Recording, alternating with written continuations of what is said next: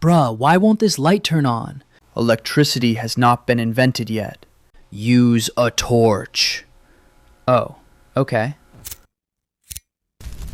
This is the world of House of the Dragon. A world where people ride literal, flying nuclear monsters in the sky. But the moment they land, they're basically cavemen with a fancy accent. Think about that for a second. The United Nations spends billions every year arguing about world peace. These guys could just borrow one dragon for 5 minutes, and every single international conflict gets resolved. Immediately. And very permanently. But they can't figure out a light bulb. Anyway, so Season 3 just dropped, and everyone's losing their minds over the Battle of the Gullet. Ships exploding, dragons screaming, people dying in very creative ways. Absolute chaos. Really impressive stuff. But I got distracted by something else entirely. Rhaenyra needs to send an urgent military message to her allies. Like right now. Lives are on the line. So she grabs a tiny piece of paper, writes her entire battle strategy on it, rolls it up, ties it to the leg of a random crow, throws it out the window, and just hopes. Hopes the bird doesn't get hungry. Hopes it doesn't get lost. Hopes some dude in the forest doesn't shoot it down for dinner. 3 business weeks later, the crow lands at the wrong castle and hands Rhaenyra's entire military plan directly to the enemy.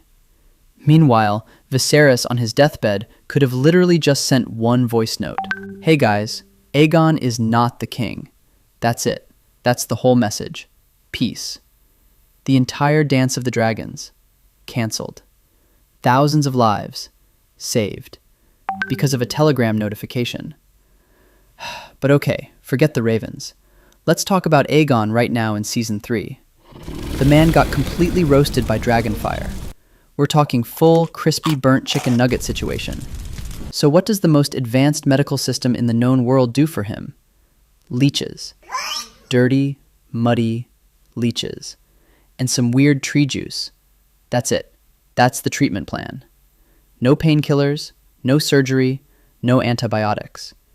The Green Council is having a full meltdown, and all their doctor can offer is, have you tried a worm? One pharmacy.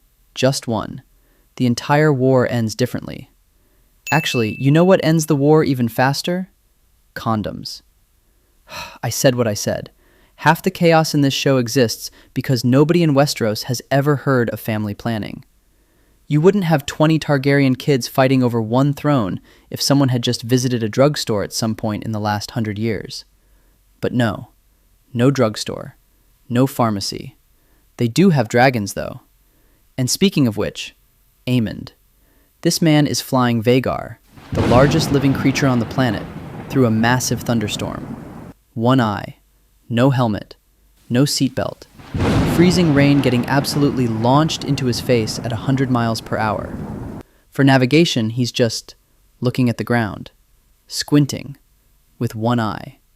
Bro, you could give this man Google Maps and he still couldn't find his way because he's only seeing half the screen. Now, you know what I keep coming back to, though? The candles. Everyone in King's Landing is doing everything by candlelight. Eating by candlelight. Having meetings by candlelight. Making very questionable life decisions by candlelight. You know what candlelight is famous for in our world? Romance. So these people are accidentally setting the mood 24 hours a day and then wondering why they have too many kids. That is why they needed condoms. It all connects. Anyway, the point is these people have dragons. Actual fire-breathing flying dragons. And they're out here dying from a paper cut because nobody thought to invent soap. So next time you're complaining about your Wi-Fi being slow, just remember, somewhere in Westeros right now, a crow is flying in completely the wrong direction with someone's entire battle strategy tied to its leg. And nobody can do anything about it because the dragons are busy. Smash that like button and tell me in the comments, what one modern item would you bring to Westeros to survive? And would you rather have dragons or just decent healthcare? I'll see you in the next one.